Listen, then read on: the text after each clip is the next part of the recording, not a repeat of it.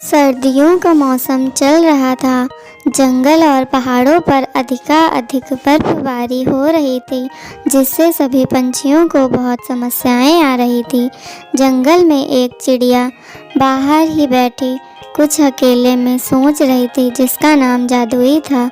जंगल में सब ओर बर्फबारी हो रही थी और चिड़िया बहुत परेशान थी। अरे ना जाने जंगल के सभी पक्षी कैसे रहते होंगे, क्योंकि इस समय तो इतनी ठंडी हो रही है। मेरा तो कुछ करने को जी ही नहीं चाहता है, लेकिन क्या करूं, मुझे भोजन तो ढूंढने जाना ही पड़ेगा, क्योंकि बिना भोजन के तो जीवन ही नहीं चल सकता।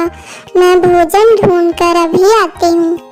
और चिड़िया भोजन ढूंढने चली जाती है।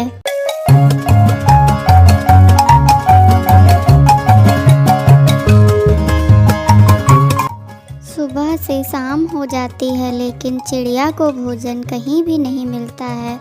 वह जंगल में एक जगह बैठकर मन ही मन में बहुत उदास होकर कुछ सोच रही थी और वह कह रही थी, अरे जादुई आंटी, आप यहाँ जंगल में क्या कर रही हैं? और आपको पता है, मम्मा आपको उस दिन पूछ रही थी, आप मेरी मम्मा से जाके मिल लीजिएगा।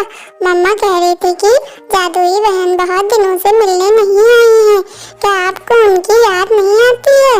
ठीक है जादुई आंटी, अब मैं चलती हूँ, लेकिन आप मम्मा से जरूर मिल लीजिएगा। हाँ चीकू बेटी, मुझे आपकी मम्मा से मिले हुए बहुत दिन हो गए, लेकिन मैं क्या करूँ, मुझे भोजन की तलाश करने में ही पूरा दिन निकल जाता है, इसलिए मैं आपकी मम्मा से मिलने नहीं जा पाई। मुझे माफ़ कर दीजिए, और मैं जल्दी ही किसी दिन आपकी मम्मा से मिलने जाऊंगी। ठीक है चीकू बेटा, अब आप जल्दी ही घर चले जाइएगा, ठीक है ना? उसके बाद जादुई चिड़िया दूसरे दिन शाम को चीकू बहन से मिलने जाती है, क्योंकि उसका घर बहुत दूर था और सुबह तक वह चीकू बहन के घर पहुंच जाएगी। और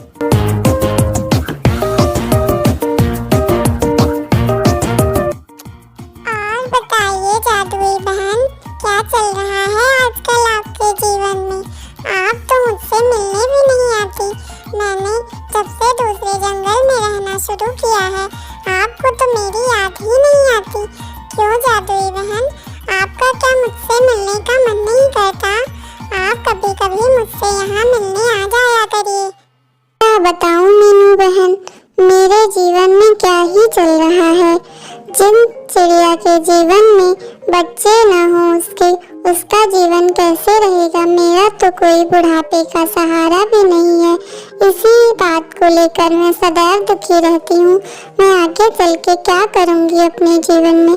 आज आपसे मिलने चली आई।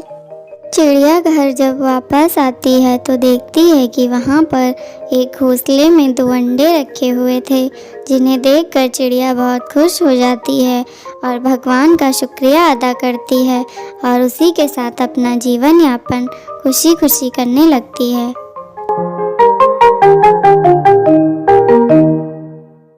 प्यारे दोस्तों, अगर आपको हमारी कहानी पसंद आए तो लाइक, कमेंट, शेयर और सब्सक्राइब करें और हमें ऐसे ही सपोर्ट करते रहें। आपका धन्यवाद। अगर आपको हमारी कहानी अच्छी लगे तो कहानी को लाइक करें, स्पैरो स्टोरीज को सब्सक्राइब करें, बेल आइकन प्रेस करना ना भूलें। Thank you.